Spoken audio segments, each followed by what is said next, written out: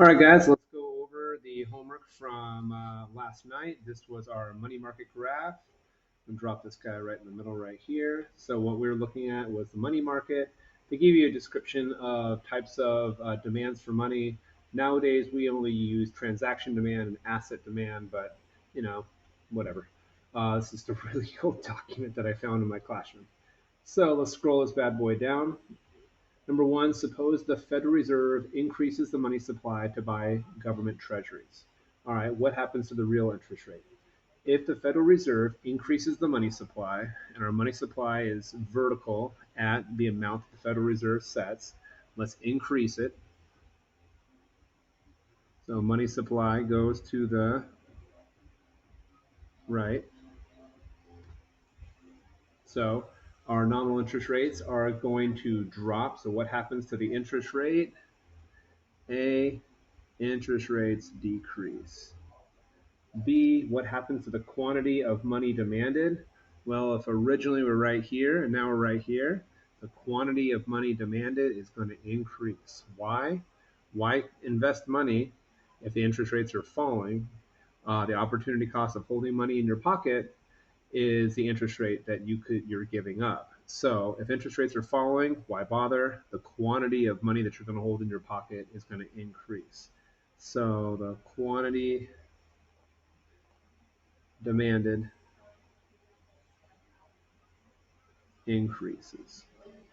And explain what happens to loans and interest rate as the Fed increases the money supply.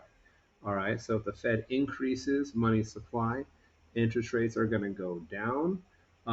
More loans are going to be made. Why? Because at lower interest rates, more people are willing to take out a loan, buy something, and spend it.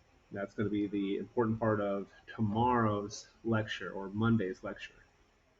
All right, number two. Number two was suppose the demand for money increases. What's going to happen to the interest rate? This time, instead of shifting our money supply, we're going to shift our money demand. So money demand is increasing, so we're going to shift our money demand to the right. If we started off at equilibrium here on our interest rates, nominal interest rates, boop. So interest rates go up. So A, interest rates increase. B, what happens to the quantity of money supplied? Well, nothing. Money supplied is determined by the Federal Reserve Bank. So it's going to remain in its vertical location wherever the Fed wants it to be at quantity at equilibrium, not X. So nada. C. If the Fed wants to maintain constant interest rate when the demand for money increases, what policy does the Fed need to follow and why? Whoa, that's a tough one.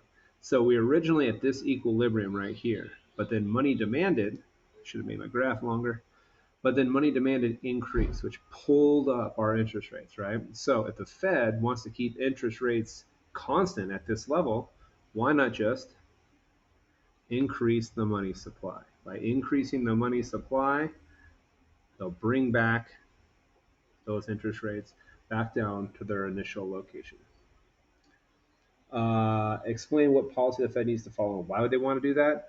Well, if money demand went up and interest rates go up, then people aren't going to be taking out loans to buy stuff. Aggregate demand would shift to the left. We start entering a recessionary gap.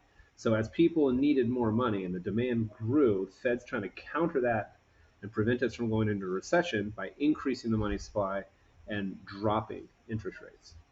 Why might the Fed want to maintain a constant interest rate? Well, people like predictability.